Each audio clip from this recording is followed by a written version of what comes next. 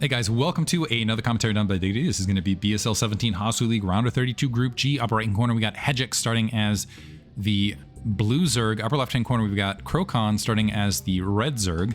Krokan is Czech, Hejek is Polish. Hejek honestly is very usually in at least Gosu League and quite often in Pro League or close to Pro League. Hejek, I'm shocked actually to see him here. He's a very, very strong player. And one of those, like, I'm just going to say safe bet right now is Hejek potentially wins the entire thing. He's got a lot of strong players to go through, and I'm not going to say it's going to be easy for him where it's like, oh yeah, hands down, no problem. But Hejek is an extremely strong player.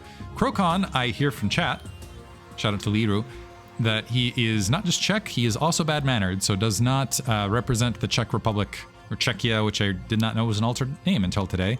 Does not represent the country well. Exploding bird thing. I forget what those are called in affirmation of that statement. Gotta be mannered, at least in tournament situations, I think. On the ladder, it's like nobody's mannered because everybody's raging and it's just people venting their shadows left and right. But in tournaments, I don't know, higher standard. Hejek going to end up with first scout.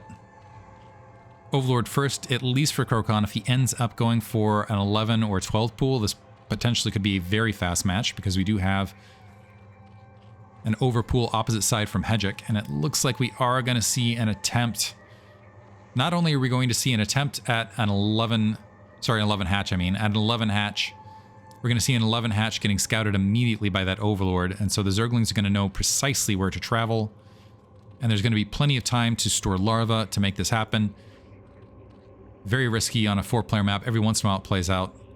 Hejek going to get the eye of it right there. Let's see if he immediately stops building. Yeah, should recognize, yep.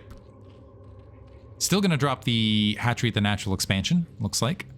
But this is going to be very, very challenging to defend. In the meantime, spawning pool built, extractor on the way. No, actually, so no. Opting not to build the Zerglings and go for it. Instead, just going to play catch-up. So he did, in fact, build additional drones. So we got 2 Zerglings, but he didn't wait for the entire set of Zerglings.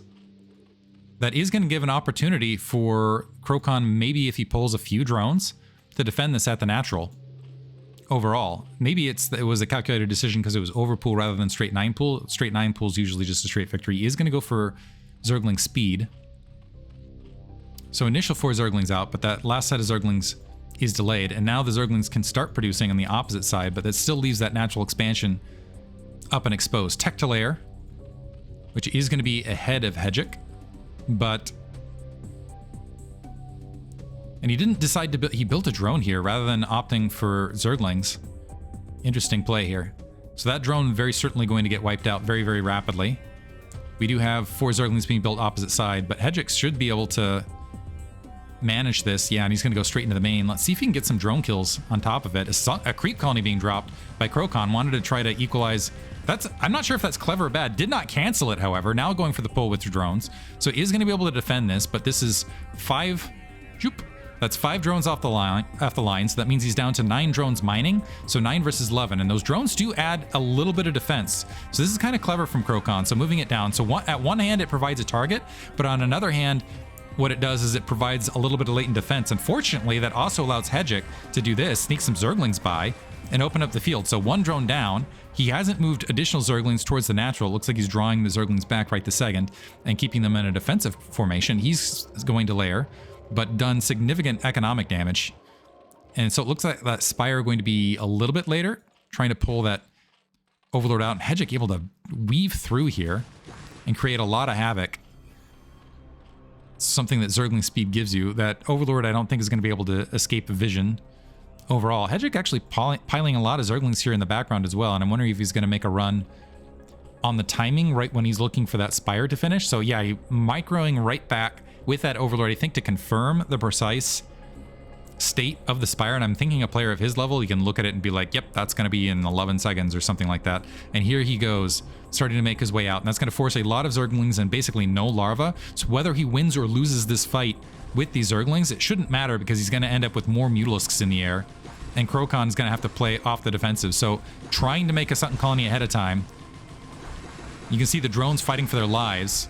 Krokan actually does have a little bit of an economic lead, but that's disintegrating because, again, he's having to pull the larva off the field. And it looks like, yeah, that's just going to be GG. Overwhelming numbers, both directions.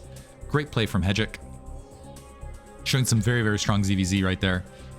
And we will move into, I think they played a best of 3 for whatever reason. So we'll move into game 2. Hope you guys enjoyed it. Thanks for listening.